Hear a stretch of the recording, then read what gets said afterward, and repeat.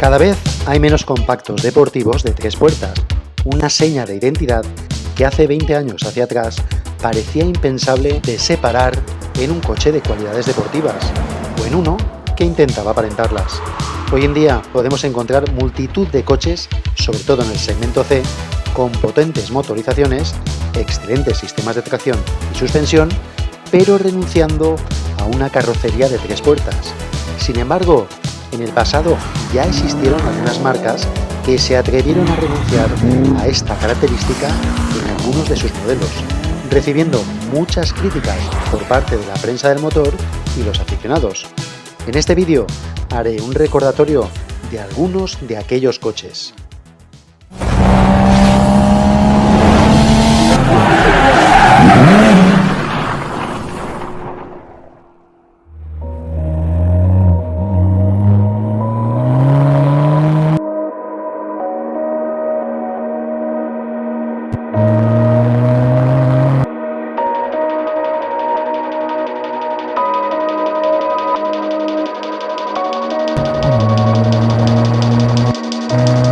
En 1999, SEAT, bajo el control del grupo BAG,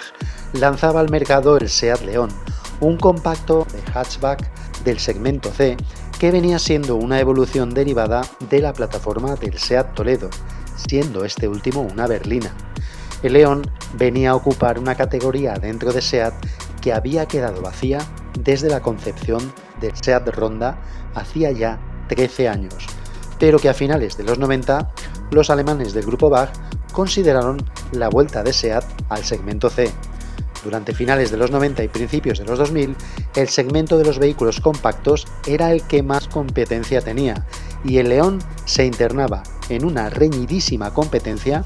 donde marcas como Peugeot, Citroën, Ford, Volkswagen y Opel, entre muchas otras, sometían a los modelos de este segmento a continuas actualizaciones debido a su alta competitividad en cuanto a ventas. En la concepción y el desarrollo del León se invirtieron 35.000 millones de las antiguas pesetas, una cifra que no podía dudar en dar como fruto un producto de elevada calidad y grandes virtudes. La marca española se encontraba por aquel entonces en uno de los mejores momentos de su historia y para demostrarlo había creado un modelo repleto de atributos, dejando bien clara su agilidad y capacidad de reacción ante un mercado que se movía a grandes velocidades. Pese a las muchas virtudes que poseía el SEAT León, tengo que reconocer que los acabados interiores de este con respecto a otros modelos de su misma matriz empresarial eran inferiores,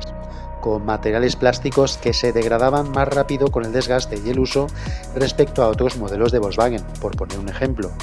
Uno de esos elementos que más adolecían del paso del tiempo eran las manetas y los guarnecidos de la puerta. En cambio, en cuanto a la definición de su carrocería, esta estaba muy bien definida y armonizada, resultando en algunos aspectos bastante mejor resuelta que las de otros modelos del grupo BAG. Sin embargo, todo no iba a quedar en una apariencia bastante pintona. En cuanto a las diferencias mecánicas que equipaba el SEAT León, este se benefició de los que bien podrían ser los mejores motores del mercado de aquella época. Por ejemplo, en las mecánicas de acceso a la gama había un 1.400 litros de gasolina de 75 caballos, un 1.600 de 105, un 1.800 de 125, con culata de 20 válvulas, y entre los diésel estaba el 1900 SDI de 68 caballos, la versión TDI de 90 y la de 110 caballos. Como tope de gama, SEAT lanzó el 1800 litros de 20 válvulas sobrealimentado por turbocompresor, dando 180 caballos, que era el mismo motor que utilizaba el Audi TT más básico de acceso a la gama. Esta versión, denominada como FR, venía con caja de cambios de 6 velocidades y se convertiría en el SEAT más potente jamás construido hasta ese momento. Unos meses más tarde, SEAT preparaba una versión con tracción Total 4 con sistema Haldex, al que llamarían León 4, pero la escalada de versiones no se detendría ahí. el León incorporaría posteriormente nuevas versiones como el Cupra con motor V6 de gasolina de 2.800 litros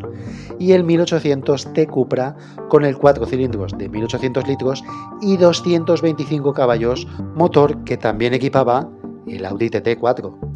En cuanto al León 4, que vendría a ser el más alto de la gama, incorporaría unos atributos dinámicos nada desdeñables. Su suspensión era independiente de tipo McPherson, con triángulo inferior, muelles helicoidales y barra estabilizadora en la parte delantera, mientras que detrás se componía de una suspensión semi-independiente con brazo tirado, eje de torsión transversal y muelles helicoidales. En referencia a los frenos, montaba delante discos autoventilados y detrás macizos. Y todo esto está muy bien, pero ¿por qué no se fabricó una carrocería de 2 puertas acorde con aquel motor y con aquel sistema de tracción? Pues, según decían las malas lenguas, el Seat León había sido tan bien elaborado que si se fabricaba una carrocería de 2 puertas, esta se entrometería en el mercado de los Golf GTI e incluso acabaría arañando ventas al A3 de Audi. Y para el grupo BAG eso era como pegarse un disparo en el pie. Quizás para muchos esto pueda parecer un disparate, pues lo cierto es que las ventas del León fueron bastante buenas. Solo en su primer año se vendieron 80.000 ejemplares, números muy por encima de la previsión de ventas, y durante el tiempo que se fabricó aquella primera generación del León se vendieron un total de 534.797 unidades, de las cuales 205.249 se dirigieron al mercado español, sin dudas el más importante de este modelo. Sin embargo, con tanto alto índice de ventas y un mercado tan competitivo, al final el León tuvo que renovarse, y pese a que muchos entusiastas añoraban una carrocería de 2 puertas, en 2005 descubrieron cómo la segunda generación del León tampoco estaría disponible con carrocería de 3 puertas. Pese a ello, recurrieron al diseño venido de la mano de Walter da Silva, quien con habilidad recurrió a esconder las manillas de las puertas traseras bajo el pilar C, dando un aspecto más deportivo que disimulaba la existencia de las puertas traseras para romper la acusada fórmula de hatchback para todo de la que adolecía el León. De esta segunda generación destaca bastante el modelo Cupra R de 265 caballos como el más alto de la gama, un maquinón al que nunca he podido tener la oportunidad de echarle las manos al volante y que me encantaría probar. En cuanto a las ventas de esta segunda generación, el León se vendió mejor aún que la primera generación, con un total de 675.915 unidades hasta noviembre de 2012, de las cuales 222.086 correspondieron al mercado español. Por suerte, y a la vez que por desgracia, la tercera generación del León por fin contaría con una carrocería de 2 puertas, pero claro, ya nos encontramos en una etapa en la que el sector del automóvil había cambiado a raíz de la irrupción de los modelos SUV, afectando negativamente a la venta de coches compactos, razón que hizo que la dirección del grupo BAG levantase la veda de las carrocerías de 3 puertas para el Seat León.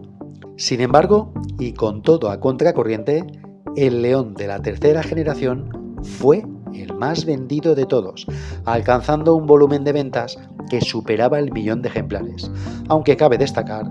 que todo esto ha sido debido a la multitud de formatos en los que se fabricó este coche, destacando las ventas de su carrocería Sport Tourer, cuyas ventas resultaron muy por encima de la versión de 3 puertas. Está claro que son buenos datos, pero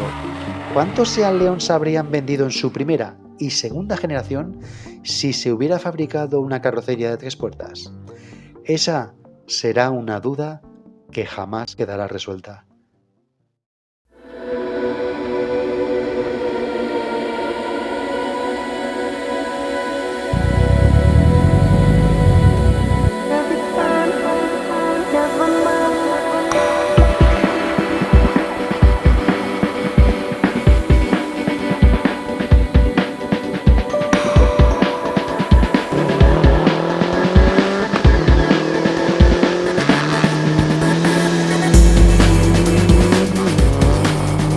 En 1992, la firma japonesa Subaru crearía un modelo que sin saber cómo acabaría más adelante no solo arrasando en los rallies, sino que además se convertiría en un modelo mítico. De hecho, cada vez que alguien piensa o menciona Subaru en cualquier tertulia de amigos, incluso si se habla de un vehículo familiar, al final acaba apareciendo el modelo Impreza. Y es que la primera generación de la Impreza se fabricaría entre 1992 y el año 2002, aunque la carrocería coupé no llegaría hasta 1995. En esta etapa inicial, la Impreza incorporaba en la gama de acceso un 1600 atmosférico de tracción delantera, mientras que a partir de la mecánica de 1800 centímetros cúbicos en adelante incorporaría la tracción integral. Sin embargo, dada la demanda y la identidad agresiva que estaba condicionando al coche, en 1996 desaparecería por completo la tracción delantera en favor de instalar la tracción integral en todos sus modelos de la gama, que dicho sea de paso, la tracción integral de la Impreza estaba compuesta por un complejo sistema dividido entre un diferencial de acoplamiento viscoso central y un trasero autoblocante. A este sistema de tracción le acompañarían diferentes mecánicas, a las que sus siglas se han convertido en legendarias, como la versión WRX, que su significado quiere decir World Rally Experimental, desarrollando en esta primera generación potencias de entre los 211 y los 216 caballos, aunque en Japón esta versión inicial se vendería como GT Turbo y desarrollaría tres variantes, de 240, 260 y 280 caballos. Pero si con esto no habías quedado satisfecho, en 1994 Subaru crearía la versión más legendaria y deseable de todas, la variante STI, cuyas siglas significan Subaru Técnica International, un monstruo de coche que incorporaba mejoras que venían desarrolladas por la división deportiva de la firma, que a su vez lograría que su motor boxer de 2 litros incorporase un turbocompresor más grande que le permitiría alcanzar una potencia máxima de 250 a 280 caballos, al que le acompañarían numerosas opciones provenientes de la versión que competía en rallies, como una caja de cambios de relación cerrada, neumáticos semi-slicks o un sistema de reparto electrónico de frenado. Todo apuntaba a que Subaru acababa de tocar techo, pero aquí no acababa esta historia. El Impreza seguiría evolucionando con nuevas generaciones, nuevas gamas de equipamiento y una ingente cantidad de ediciones limitadas. Algunas de ellas tan famosas y cotizadas como la 22B o la RB320, aunque también tuvieron algún patinazo como la rara y fea versión Casablanca realizada sobre una carrocería familiar. Sin embargo, pese a la popularidad y a la reputación deportiva del coche, en el año 2000 llegaría la segunda generación con cambios en las ópticas delanteras que pasarían a ser redondas, conocidas como ojos de mosquito, y el característico, enorme y llamativo alerón trasero pasaría a bajar su altura hacia una posición más discreta. Pese a que la Impreza seguía incorporando las mismas motorizaciones, el coche parecía tener vergüenza de transmitir lo que realmente era. Con una fisonomía más discreta que su predecesor, tanto era así que a partir de esa segunda generación, la firma japonesa se abstuvo en crear una versión de 3 puertas de este coche tan prestacional. La idea de hacer un lobo con piel de cordero no gustó mucho a los entusiastas de este modelo, ni a la prensa del momento, dado que el coche, le gustase o no a los directivos de Subaru, obedecía a un público en concreto, y esto hizo que en 2003 se modificasen las ópticas redondeadas por unas de diseño más estandarizado, al tiempo que el coche incorporaría de nuevo un alerón más exagerado en la zaga, muy en la línea de su competidor, el Mitsubishi Lancer. Sin embargo, a pesar de los cambios por retornar a su verdadera identidad,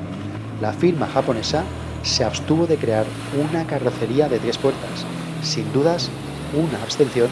que se ha mantenido hasta la actualidad a través de sus continuas generaciones hasta la actual, que es la sexta generación, y que al menos a mi juicio el Impreza hubiera ganado mucho con una carrocería sin las puertas traseras.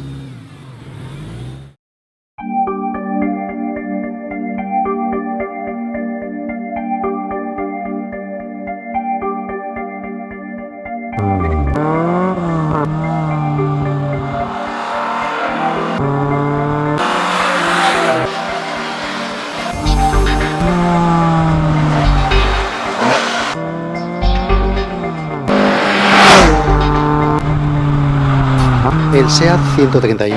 es un olvidado que, a pesar de ser hoy en día un vehículo clásico, posee varios hándicaps que le confieren muy poca revalorización como vehículo histórico. Una de esas desventajas es el mero hecho de ser una berlina y la otra ser un SEAT. Con esto que digo no quiero herir los sentimientos de nadie, al igual que tampoco tengo nada en contra de esta marca. Pero dicho modelo pertenece a una época en la que SEAT era una concesionaria de Fiat, fabricando modelos ya existentes de la firma italiana bajo licencia. Esto se traduce en que este modelo, como muchos otros modelos de la marca española, sean considerados como copias provenientes de una marca blanca de la firma italiana, razón por la que hoy en día se revaloricen poco o al menos su valor se encuentre siempre por debajo de modelos similares de la marca Fiat.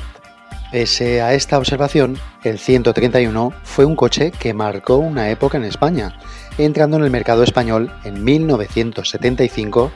hasta cesar su producción en el año 84, con un total de 412.948 unidades vendidas,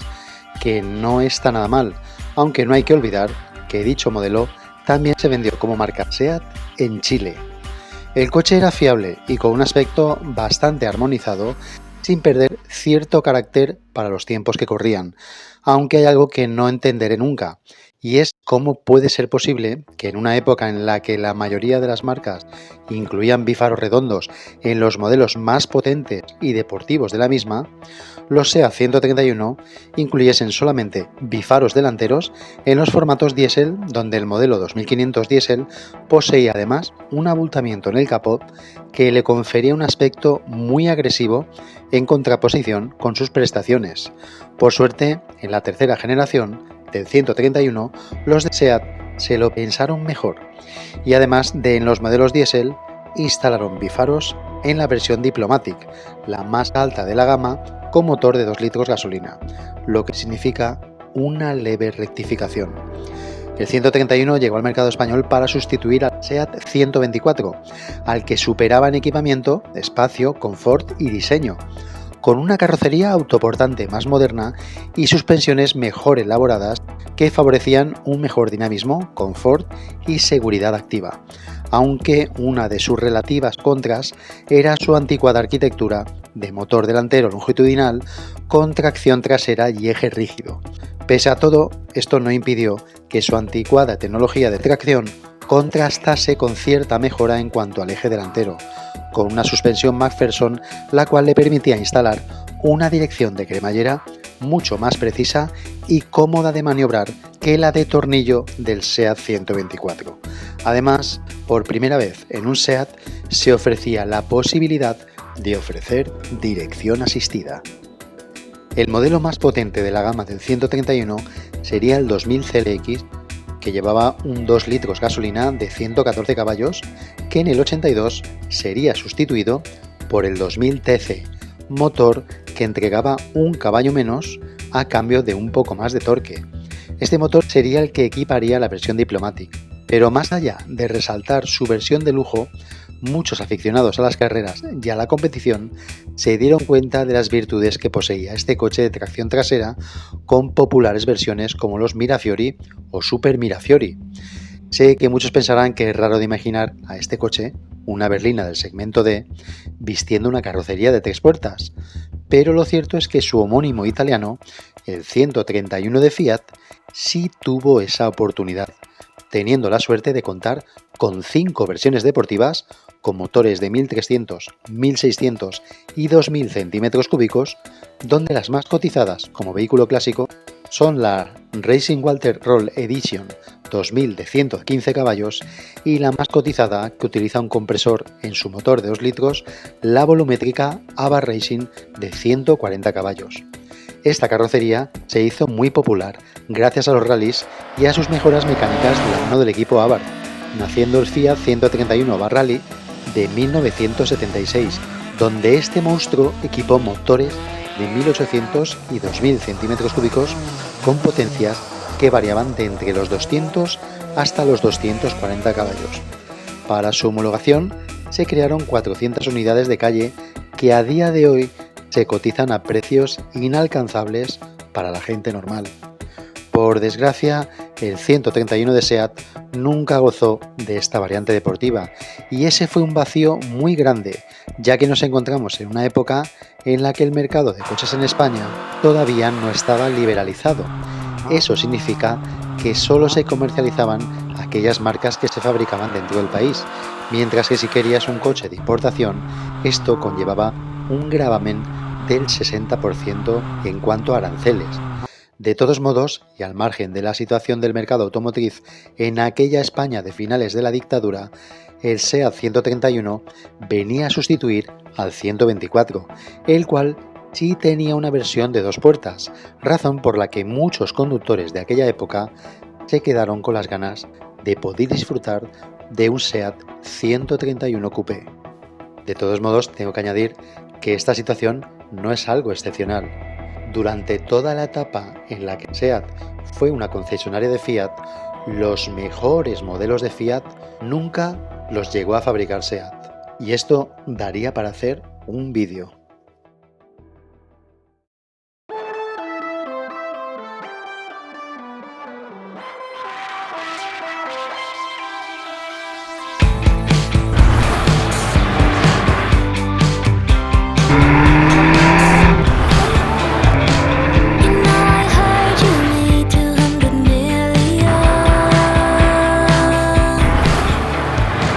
El SEAT Ronda es un coche que conozco bien, tan bien que todavía recuerdo el accidente que sufrí en el 97, como acompañante mientras un amigo conducía aquel Ronda, propiedad de su madre, que pese a ser viejo, estaba muy bien cuidado y en perfecto estado hasta aquella noche. Dicha esta experiencia, el SEAT Ronda bien merece, además del espacio de este vídeo, otro para hablar de la historia llena de fricciones y situaciones límite bajo las que, por suerte, acabó al final saliendo al mercado. El Ronda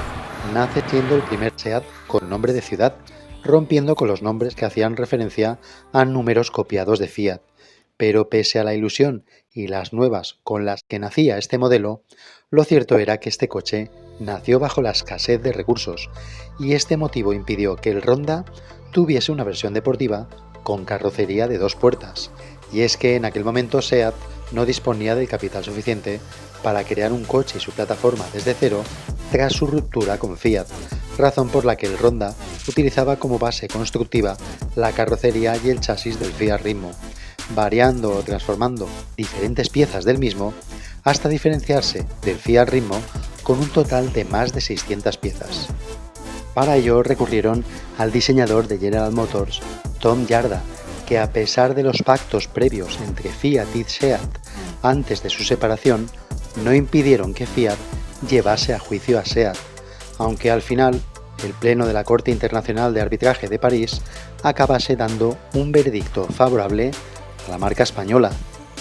El Ronda no fue un éxito de ventas numerosas, pero tampoco fue un fracaso. Simplemente fue la primera etapa que allanaría el camino de futuros modelos de SEAT, como el primer Ibiza, éxito que vendría después del Ronda, pues a pesar de que el Ronda se vendió mayoritariamente en España y tener una tímida incursión en Europa, durante sus 4 años de comercialización se vendieron un total de 177.738 unidades, que no está nada mal para ser de un coche y una marca en aquel momento renovadas. Pese al esfuerzo de SEAT por desmarcarse de Fiat, la primera generación del Ronda tuvo que instalar bajo su vano motor motores de origen Fiat, razón por la que su gama instalaba un 1200 de 64 caballos, un 1400 de 75, un 1600 de 95 y un 1700 diésel de 55 caballos. Y como colofón a esta etapa, SEAT hizo una edición limitada de 500 Rondas que utilizaban el motor de 2 litros del SEAT 131 Diplomatic, aunque esta versión, denominada como Crono 2.0, tuvo una puesta a punto realizada por Porsche. El resultado de esta mezcla de motor italiano bajo preparación alemana y fabricación española trajo un coche bastante competitivo que sorprendió a la prensa de aquella época, ya que además de sus prestaciones y un mayor equipamiento a un precio menor que su competencia, el Ronda Crono plantaba cara de manera eficaz a los Golf y a otros compactos de su mismo segmento gracias a sus 118 caballos y su elevado par motriz, lo que sumado al juicio ganado por parte de SEAT a Fiat le dio una gran publicidad al coche. Sin embargo, la pena de este coche fue que el Ronda nunca contó con los recursos suficientes como para crear una carrocería de 2 puertas, cosa que su competidor directo, el Fiat Ritmo Abarth, sí tenía. Lo raro en toda esta historia es que SEAT intentó crear una carrocería evolucionada sobre la del Ronda como el prototipo SEAT Ronda Sport, la cual estiraba el maletero dándole un aspecto parecido al de los Ford Escort o Alfa 33 de la época, un proyecto que tomaba como base el Ronda 1600. En total se hicieron 2 unidades y la cosa quedó en el limbo debido a que invertir en este proyecto era invertir recursos en un modelo enfocado a un sector de ventas que más o menos ya ocupaba el SEAT Málaga. Por otro lado, esta primera generación del Ronda tan solo duraría 2 años, del 82 al 84, para después dar paso a una segunda generación con muy leves cambios en cuanto al exterior, pero significativos cambios en el apartado mecánico. En esta nueva etapa el Ronda instalaría 3 motorizaciones, limitando su gama a 3 variantes: la 1700 diésel, que ya utilizaban en la primera generación, y las versiones de gasolina 1200 y 1500, ambas variantes equipadas con la preparación System Porsche. Esta segunda generación dejaba de lado las versiones 1600 así como la 2000, que sin lugar a dudas habría sido la más apropiada para una versión de 2 puertas que por desgracia nunca tuvo el Ronda. Después de 1986, el Ronda desaparecería del mercado, dejando vacío el segmento C durante los siguientes 13 años hasta la llegada del primer SEAT León.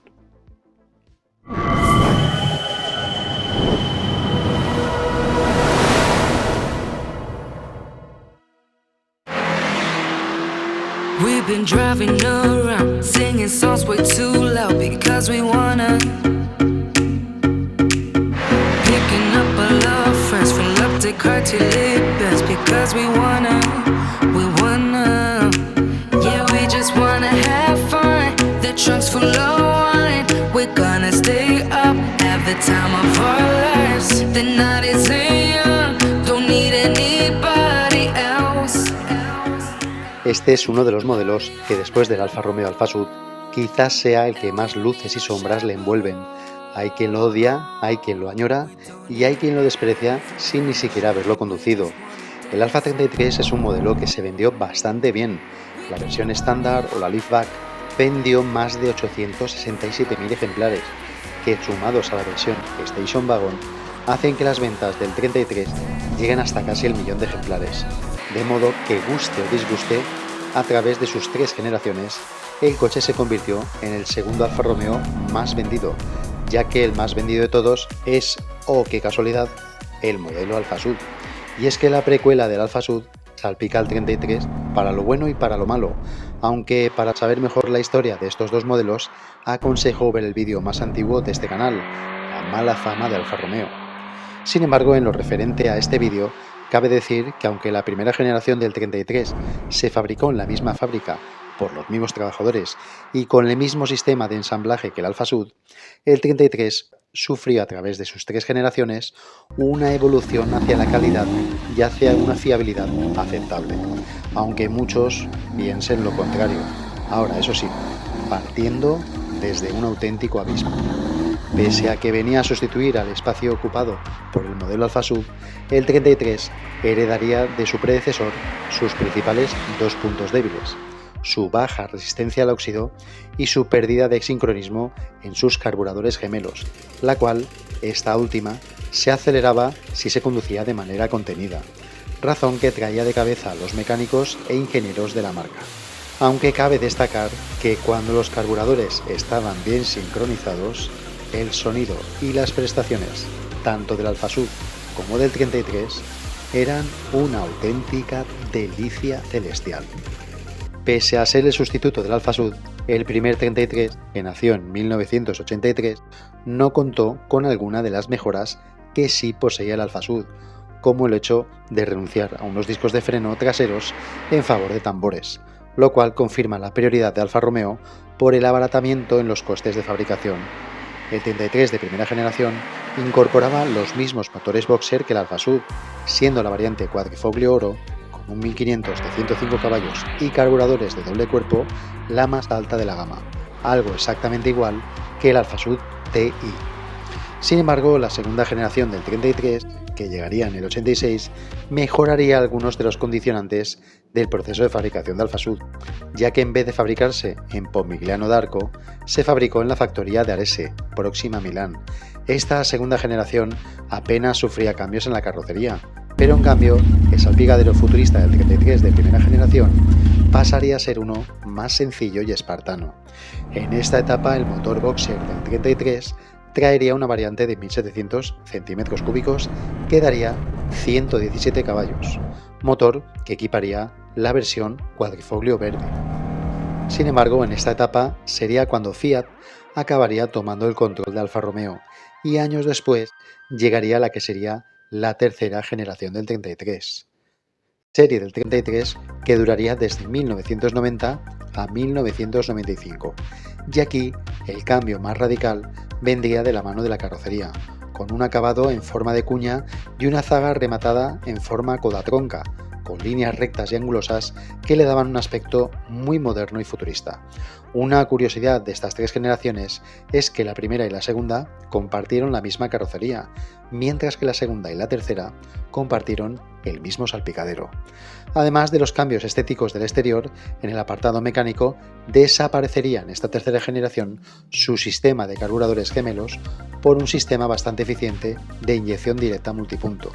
donde además el motor de 1700 centímetros cúbicos Boxer montaría una culata de 16 válvulas que subiría la potencia hasta los 137 caballos, donde ahora sí se solucionaban por completo los problemas del sincronismo de carburadores en favor de un sistema de inyección más eficiente y prestacional. Y para terminar, la estampación de la carrocería heredaría el nuevo sistema de galvanizado venido de su hermano mayor, el Alfa 164, lo que dejaba resuelto también los problemas de óxido a cambio de ofrecer una carrocería con bastante resistencia a la corrosión. Pero aquí no acaba esta historia. Además de la versión 1716 válvulas, que propulsaba el que sería el Quadrifoglio verde, también aparecería una versión bajo ese mismo motor con tracción total, conocido como Permanent 4, que más tarde pasaría a llamarse Q4. Estas cualidades convertían al 33 en un coche que competía directamente con otros compactos de aquella época, como los GTI, los Opel Kadett GSI o el Ford Escort. Sin embargo, ¿por qué no tuvo este coche una carrocería de dos puertas? Pues aunque nunca salió al mercado, sí que hubo un momento en el que Alfa Romeo coqueteó y planteó la idea de una carrocería coupé para el 33, y esto no sucedió precisamente después de sacar al mercado el Alfa 33 en un formato liftback de 4 puertas con portón trasero, sino más bien al contrario. Justo cuando se diseñaba el coche desde cero, en el centro de estilo de Alfa Romeo y bajo la supervisión del diseñador Ermanno Cresoni, ya se estaba dando por sentada que a la versión de 4 puertas le acompañaría en su viaje comercial una carrocería de 2 puertas cuyo prototipo ya había salido de los planos para materializarse como tal. No se sabe qué razones hubo para que un coche al que se le había bautizado con el número 33 en honor al Alfa Romeo 33 Sport prototipo ganador del Campeonato del Mundo en el 75 y el 77, no contase con una versión de carrocería coupé o deportiva de 2 puertas. De hecho, sigue siendo un misterio que se abandonase esta idea en favor de construir antes una carrocería alternativa y familiar como la Sportwagon. Además, lo incomprensible de esta historia es que el prototipo ya estaba creado y este era una bella y equilibrada carrocería a la que en un principio se le había bautizado como el nuevo Alfa Sud. El coche poseía una parrilla más envolvente, es más, para ser exactos, era la misma que la del Alfa Sud Sprint, mientras que en la parte trasera los grupos ópticos eran más altos y macizos, razón que se cambió después para bajar la altura de la parte trasera del coche, adoptando los que después incorporaría el modelo 4 puertas. El coeficiente aerodinámico también se había reducido, pasando de 0,42 en el caso del Alfa Sud a un 0,36 en el modelo 33. Otra solución rechazada para el 33, pero que en cambio se adaptó 2 años después, en el 75, es la banda de plástico negro que recorre toda la parte superior de los laterales para enfatizar la línea en forma de cuña del coche. También se optaron por 2 tipos de interiores, uno con instrumentación analógica, que al final sería por la que se optaría, y otro, más innovador, con instrumentación digital, descartada por motivos de funcionalidad e imagen. Quizás este sea uno de los mayores misterios de un coche que pudo ofrecer su versión deportiva de 3 puertas desde el inicio de su fabricación, pero que sin saberse cómo jamás se hizo. Y lo más incomprensible es analizar esta historia desde un prisma en el que el coche que sustituiría al Alfa-Sud, que sí tenía versión de carrocería de 2 puertas, traía aires deportivos y el nombre de un modelo de competición como lo era el 33.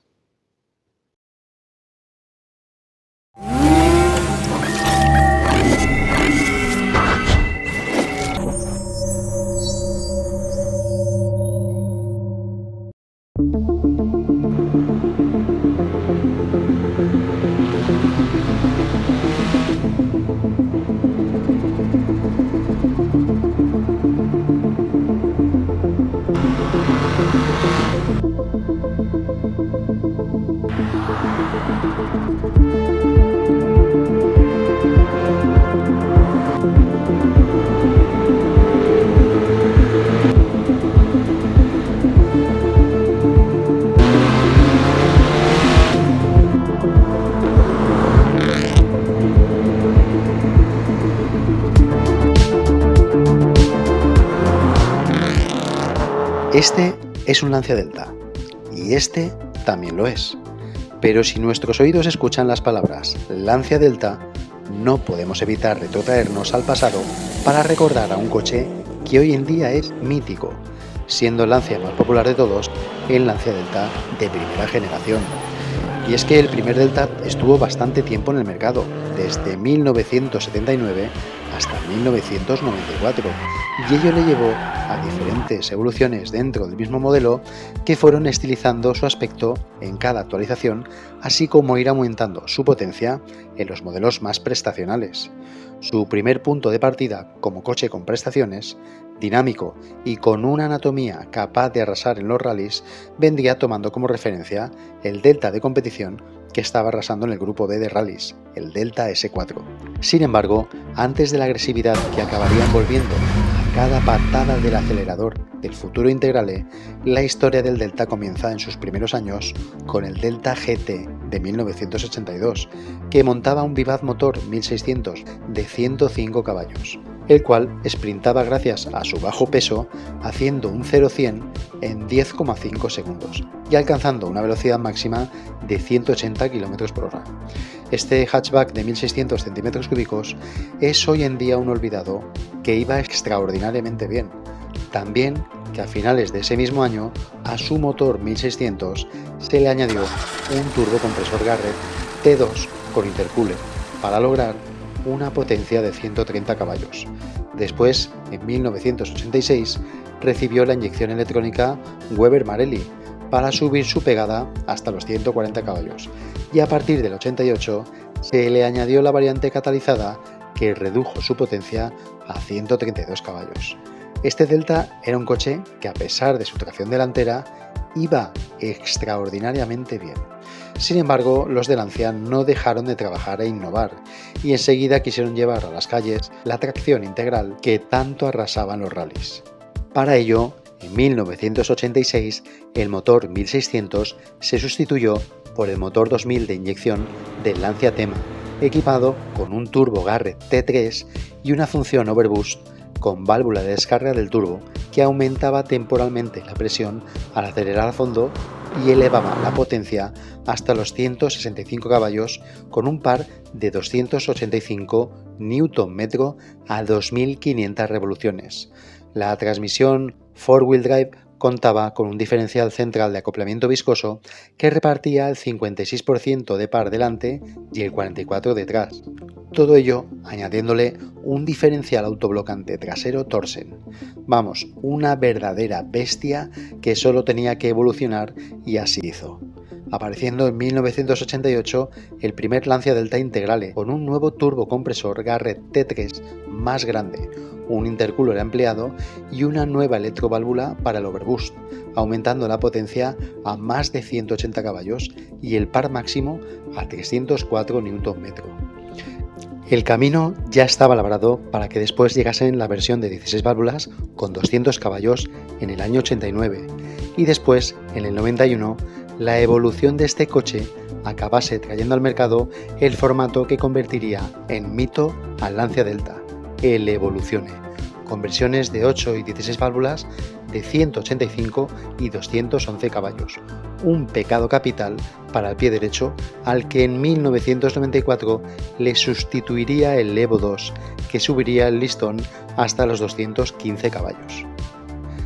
El Delta era un mito, una bestia de la deportividad y la tracción integral, pero ¿por qué no se hizo una versión de 2 puertas? Este será uno de los misterios de la automoción más incomprendidos, porque sobre el Delta sí se hizo una versión berlina, el Prisma, un coche más anodino que el Delta y hoy en día un verdadero olvidado. Sin embargo, el vacío de una carrocería de 2 puertas había quedado latente y en la segunda generación del Delta, la firma italiana lo tuvo claro, sacó al mercado una versión de 2 puertas con líneas más refinadas y aerodinámicas que le restaban el carácter proveniente de esa arquitectura agresiva de la primera generación. Aunque a mi juicio el coche tenía cierto atractivo, lo que penalizaría a esta segunda generación sería privar a dicho modelo de la característica que mejor definía la identidad del Delta, es decir, dejarlo sin una tracción integral, algo que a mi juicio condenaría el futuro del Lancia, ya que a partir de esta fase comenzaría el declive del Lancia hacia un formato generalista que tan poco beneficios les ha traído. Sin embargo, los aficionados al Delta de primera generación nunca perdieron el deseo de una carrocería de 2 puertas y en la actualidad existen preparadores que pueden satisfacer a aquellos fanáticos deseosos de un Delta de 2 puertas, aunque eso sí, para cumplir esos deseos hay que tener unos bolsillos muy pudientes.